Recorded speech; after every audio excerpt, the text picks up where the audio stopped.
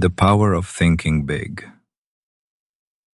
Rohan worked as a cleaner in a small factory.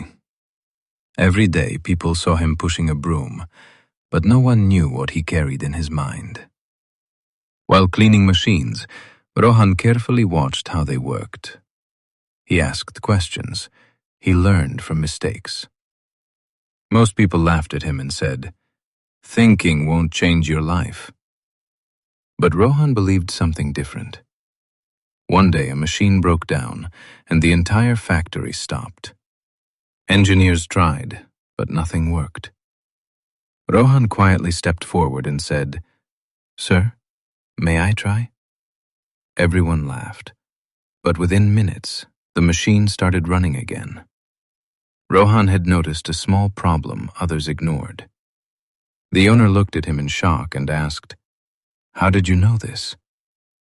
Rohan smiled and replied, "I think big, even when my position is small." That day, Rohan was promoted. But more importantly, people learned a powerful lesson. Moral: your job does not decide your future. Your thinking does.